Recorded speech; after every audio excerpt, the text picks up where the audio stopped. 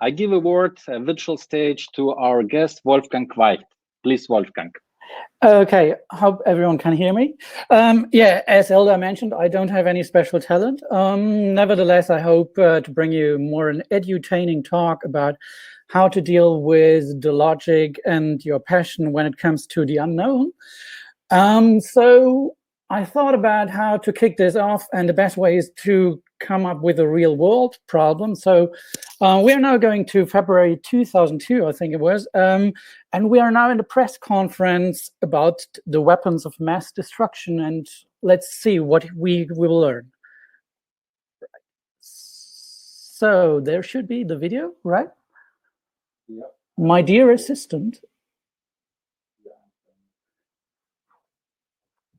There are reports that there is no evidence of a direct link between Baghdad and some of these terrorist organizations. There are known knowns. There are things we know we know. We also know there are known unknowns. That is to say, we know there are some things we do not know. But there are also unknown unknowns. The ones we don't know, we don't know. Excuse me, but is this an unknown unknown? I'm not. Several unknowns, and I'm just wondering. I'm not going to say which it is. The Secretary.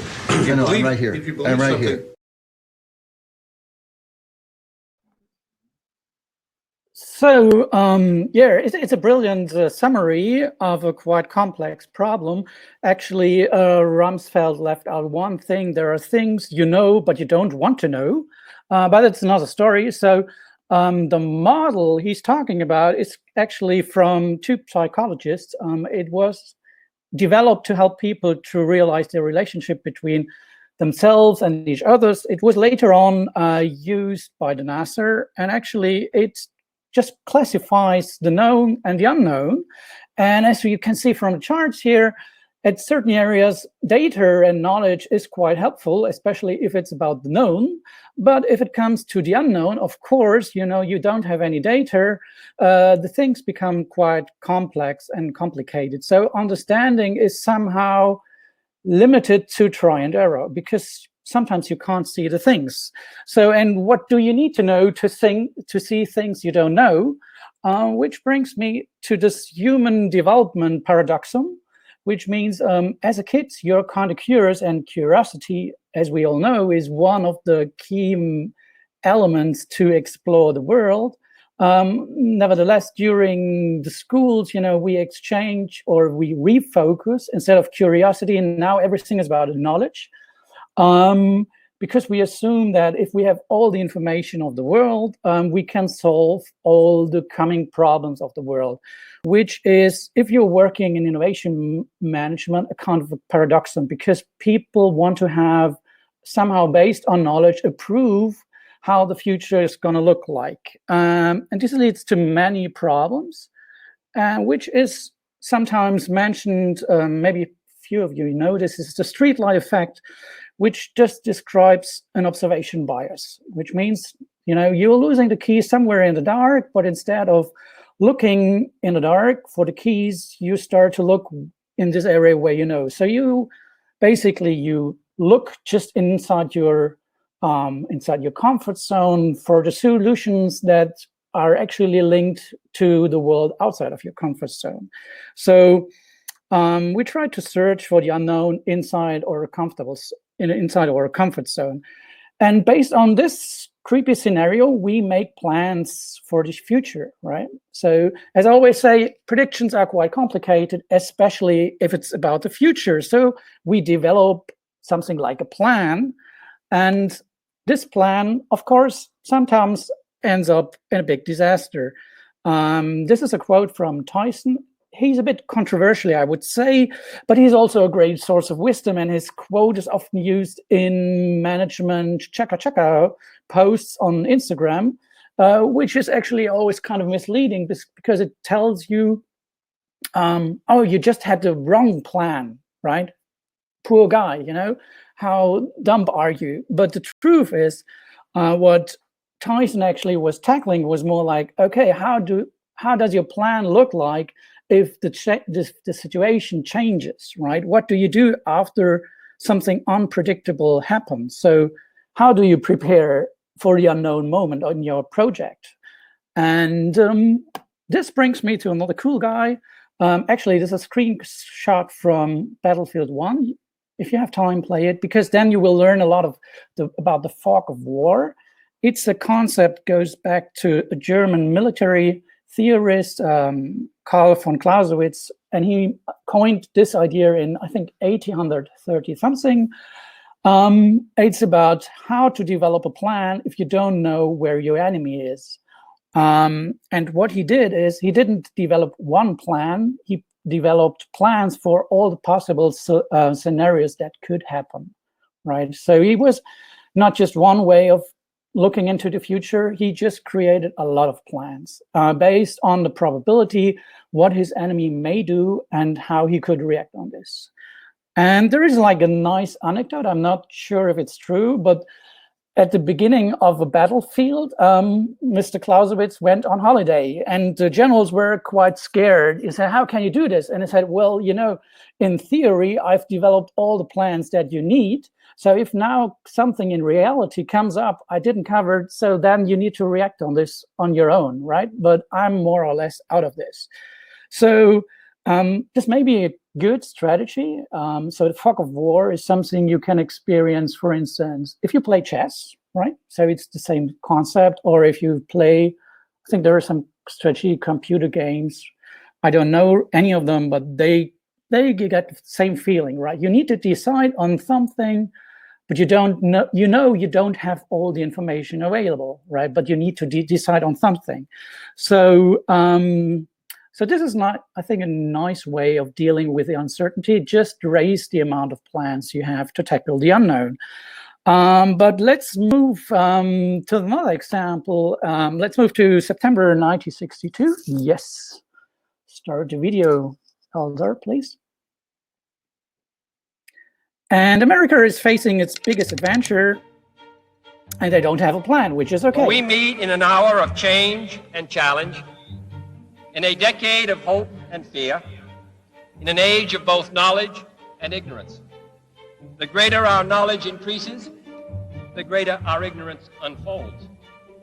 Despite the striking fact that most of the scientists that the world has ever known are alive and working today, the vast stretches of the unknown and the unanswered and the unfinished still far outstrip our collective comprehension. There is no strife, no prejudice, no national conflict in outer space as yet. Its hazards are hostile to us all. Its conquest deserves the best of all mankind, and its opportunity for peaceful cooperation may never come again. But why, some say, the moon? Why choose this as our goal? And they may well ask, why climb the highest mountain? Why 35 years ago fly the Atlantic? We choose to go to the moon. We choose to go to the moon in this decade and do the other things, not because they are easy, but because they are hard. Because that goal will serve to organize and measure the best of our energies and skills. Because that challenge is one that we're willing to accept, one we are unwilling to postpone, and one we intend to win.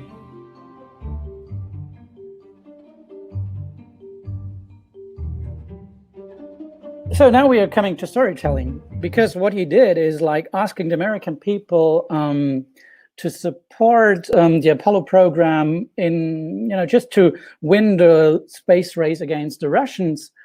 What you have to keep in mind is that NASA in that year wasn't prepared to do this. So from a rational point of view, there was no scientific resources available to do this. No one has done this before, but nevertheless, he convinced the Americans to support this idea. And one of the, in this little speech, I think it's one of the 10 best speeches ever given. He characterizes space as frontier, so something we have seen this like before in the fog of war.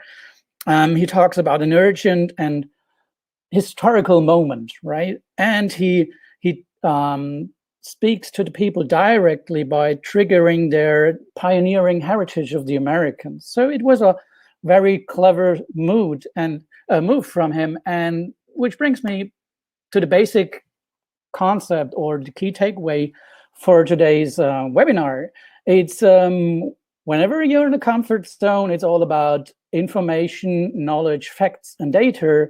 And the more you move towards the unknown, so towards something you haven't done before, it's about curiosity and stories. So you can't convince people to go to the moon by just telling them, oh yeah, this is like the project plan and these are the facts, right? I mean, from a rational point of view, for the American people, there was no real reason to go to the moon. It doesn't bring any advantage to the ordinary Joe, right? There have been many more challenges for the American nation, but without any doubt, he just like pushed the nation towards, and we all know how good they succeeded with this. So, yeah, the more you move to the right, the more you need the emotions, you need the stories, right? So to shorten the whole talk is like, if you're in the comfort zone, like in your corporate environment, it's about just like telling that everything is fine, right? Tracking the status quo.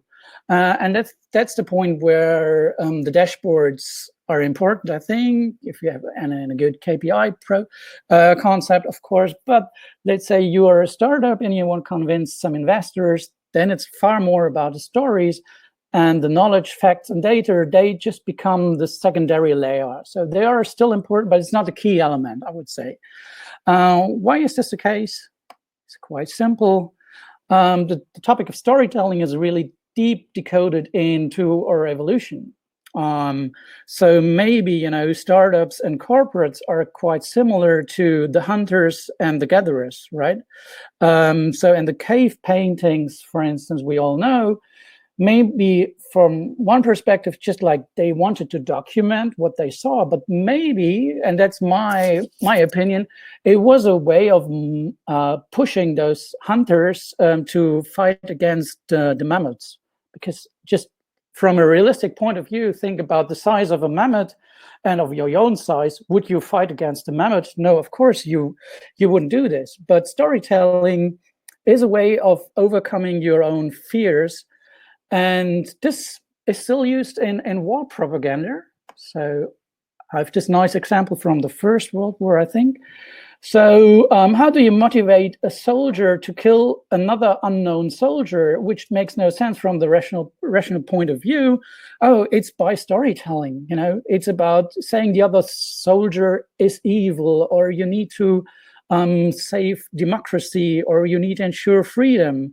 And that's where the narrative, the story, really beats the reason. There are many, many examples I could give on here. Actually, my last talk at the storytelling meetup was about this, and there is an article on Medium.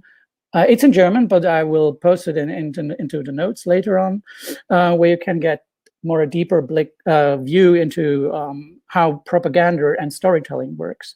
So this is one way of using storytelling for survival, and I would say you could even use it for the survival of your organization, because in a way, an organization is just another crowd. So, but maybe the most important part is storytelling for self-discovery, which just means it helps us to identify who we are, right? A question that keeps us busy, sometimes our whole life. So we take the actions from other people's, we have our own perceptions and visions, and all this forms into our way of how we see the world, you know? So when you dream, it's just another story, an iteration about who you can become in the future, or who you want to become.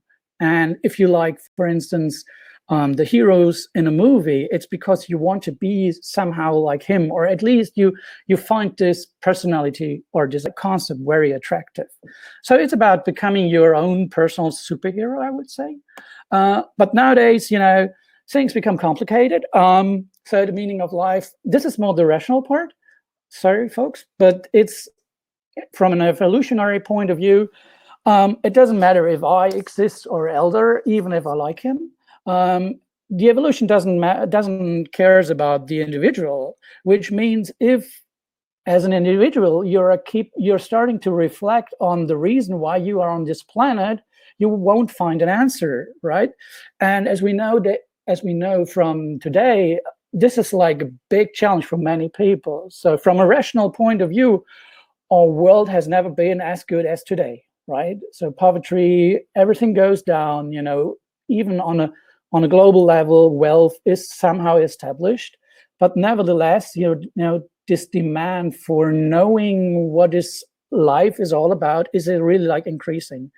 And religions like are closing this gap, right? By giving you a reason, a story of, let's say, salvation, hell, and belief that gives you an answer to why the hell am I on this planet? So storytelling helps you to identify who you are.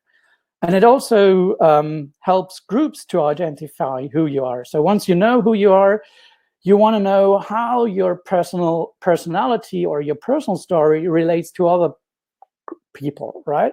So you want to know, are there some people who are like me, right? And then you want to find acceptance within this group, and this group develops their own story, like in this case, the Friday for Future, but this also applies for schools, even for families, for your job, right? So every movement, every group has something like a collective story.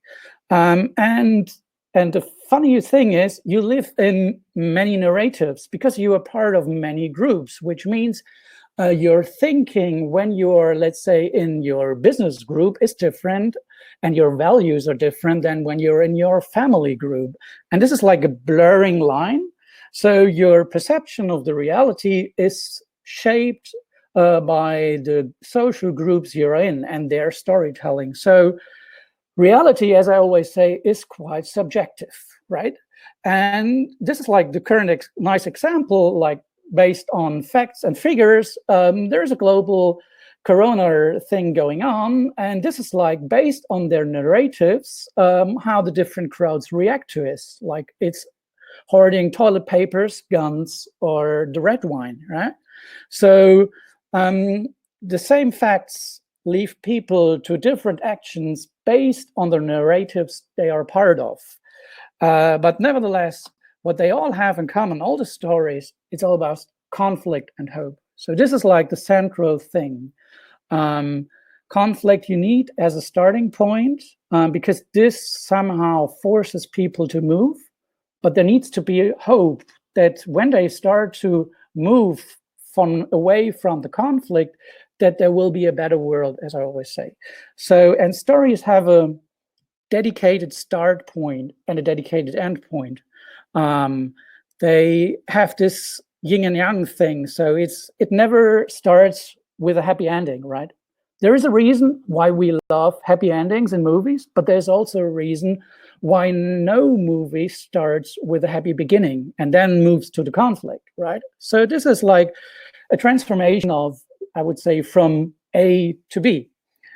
And the nice thing about stories is it's a concept that works, it's timeless, right? So it doesn't matter if your story is 200 years old, it doesn't matter if it's from Africa, it doesn't matter what kind of format it has. If it has, like, if it's a movie, a book, or whatever, or from what culture it's coming, it's always the same, which may sound a bit boring, but it's kind of fascinating as well. And Joseph Campbell is a professor for literature, and he coined the whole concept by analyzing all the fairy tales in the world. And his book is called The Hero with 1,000 Faces. So the hero goes on an adventure. He runs into a crisis, but later on, of course, ends in victory. He faces some challenges and transforms, right? So this is like the concept when you're storytelling is always about the hero's journey, but it's also the story about someone moving from the known into the unknown, transforming itself and coming back to the reality by being a better person or by, let's say, saving the world. And there are some like elements that always occur. So the helper, the mentor, the challenges, whatever. And so to bring this more into perspective, this is let's say, the front end. This is the logic, this is the structure in the story. And you have a character who will become the hero. This is the most important thing. People always get this wrong. You never start with the hero. The hero through the transformation, a character becomes a hero. And at the beginning, he has a minor problem, but this problem leads to the main conflict. In this case, it's Darth Vader, right? But luckily, this character meets a guide who already faced this situation, who has all the details, and who has a plan, right? He gives the character a plan on what to do, because it's like his personal mission to succeed with Darth Vader, right? So, and he trains the character. The character becomes the hero. There is a certain element where it's clear it's now about the final battle. It's the call to action. What is very important is there needs to be a definition about how failure looks like. For instance, in this case, it's the Black Star will take over the universe.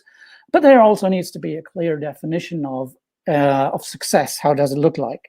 So, and voila, as you can see here, right, you can transfer this on many different topics, right? So it's the same thing like for Hollywood movie, for propaganda, for marketing, or even religion.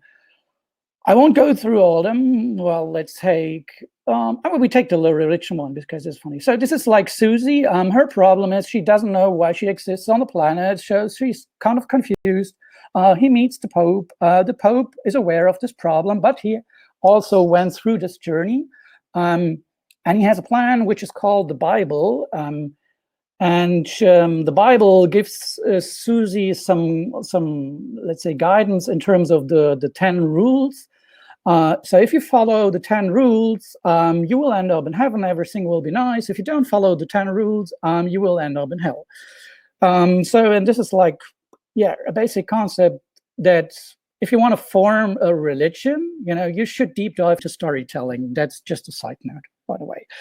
And if you break those rules, for instance, you will end up in a boring story, right? So there is even some. So if the movie is 90 minutes long, within the first 50 minutes, you need to know who is the hero, right? So if this is not clear, or if you don't know after 50 minutes what is actually the problem, the movie becomes boring, right? So it's a universal concept. It may sound strange, and it doesn't matter how, let's say, complex your story is, right? It's not about the biggest hero. Sometimes heroes can be quite cute. So it's more like about the right timing. And so the question now is like, okay, we've talked about the rational, the layers, the logic. I showed you some structure, how this works. But the emotional dimension, is as important as well? So let's see, we have another movie.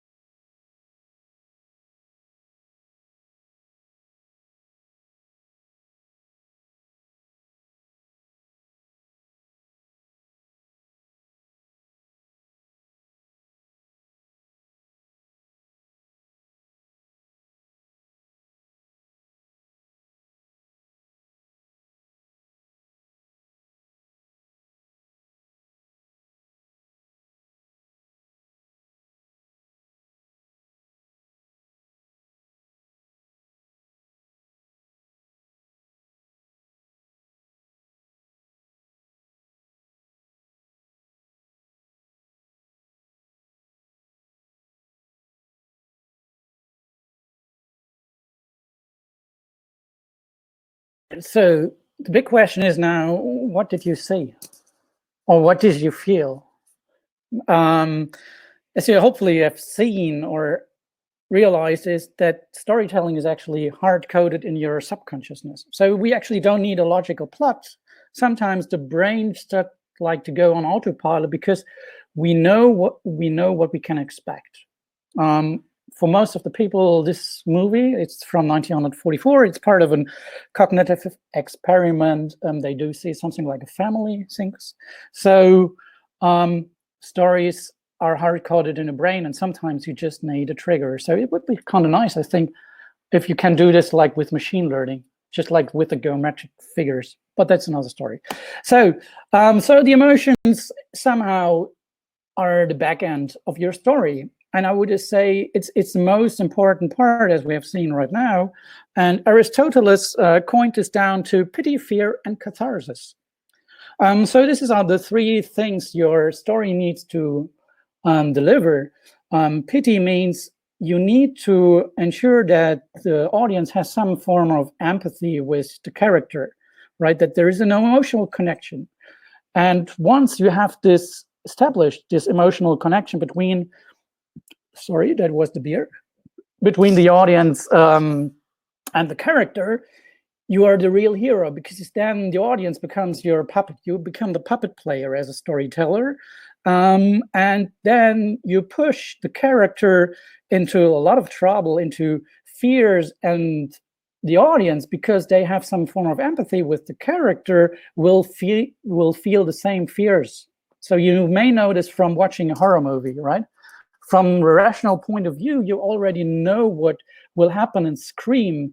Nevertheless, because you have the empathy for the character, you feel the fear of the character, which is kind of a strange thing, but we like this. Why do we like this? Because with catharsis, the fear is released, right? And this is really like proven by the neuroscience. With the happy ending, we release happy hormones, like we release when we have sex, use LSD, or have, for instance, chocolate, right?